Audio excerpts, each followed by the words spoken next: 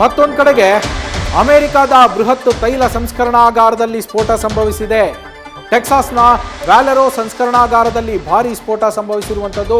ಟೆಕ್ಸಾಸ್ನ port ಆಥರ್ನಲ್ಲಿರುವಂತಹ ತೈಲ ಸಂಸ್ಕರಣಾಗಾರ ಇದು. ಸ್ಫೋಟದಿಂದಾಗಿ ಆಗಸದ ಎತ್ತರಕ್ಕೆ ದಟ್ಟ ಹೊಗೆ ಆವರಿಸಿದೆ. ಕೈಗಾರಿಕಾ ಹೀಟರ್ನಿಂದಾಗಿ ಸ್ಫೋಟ ಸಂಭವಿಸಿದೆ ಅಂತ ಶಂಕೆ ವ್ಯಕ್ತವಾಗಿರುವಂಥದ್ದು.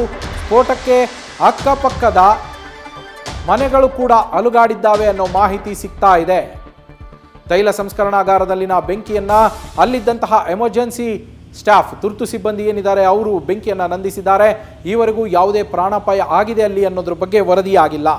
ದೃಶ್ಯಗಳಲ್ಲಿ ಗಮನಿಸ್ತಾ ಇದ್ದೀರಾ, ಟೆಕ್ಸಾಸ್ನಲ್ಲಿರುವಂತಹ ತೈಲ ಸಂಸ್ಕರಣಾಗಾರ ಇದು. ಅಲ್ಲಿ ಬೆಂಕಿ ಆವರಿಸಿರುವಂಥದ್ದು. ದಟ್ಟ ಹೊಗೆ, ಆಗಸದ ಎತ್ತರಕ್ಕೆ ದಟ್ಟ ಹೊಗೆ ಆವರಿಸಿದೆ ಈ ಅಗ್ನಿ ದುರಂತದಲ್ಲಿ. ಅಲ್ಲೇ ಇದ್ದಂತಹ ತುರ್ತು ಸಿಬ್ಬಂದಿ ಏನಿದ್ದಾರೆ ಅವರು ಬೆಂಕಿಯನ್ನು ನಂದಿಸುವಲ್ಲಿ ಯಶಸ್ವಿಯಾಗಿದ್ದಾರೆ.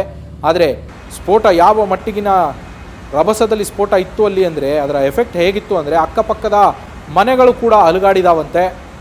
ಒಂದು ಕಡೆಗೆ ತೈಲ ಸಮಸ್ಯೆ ಕಾಡ್ತಾ ಇದೆ ಯುದ್ಧದ ಕಾರಣದಿಂದಾಗಿ, ಮತ್ತೊಂದು ಕಡೆಗೆ ಟೆಕ್ಸಾಸ್ನ ಪೋರ್ಟ್ ಆರ್ಥರ್ ಅಂದರೆ ಆರ್ಥರ್ ಬಂದರಿನಲ್ಲಿರುವಂತಹ ತೈಲ ಸಂಸ್ಕರಣಾಗಾರದಲ್ಲಿ ಬೆಂಕಿ ಅವಘಡ ಸಂಭವಿಸಿರುವಂಥದ್ದು. ಅಲ್ಲಿ ಸಂಸ್ಕರಣಾಗಾರದಲ್ಲಿ ಸ್ಫೋಟ ಸಂಭವಿಸಿ ಆಗಸದ ಎತ್ತರಕ್ಕೆ ಬೆಂಕಿ ಹೊಗೆ ಹರಡಿಕೊಂಡಿರುವಂಥದ್ದನ್ನು ಗಮನಿಸ್ತಾ ಇದ್ದೀವಿ.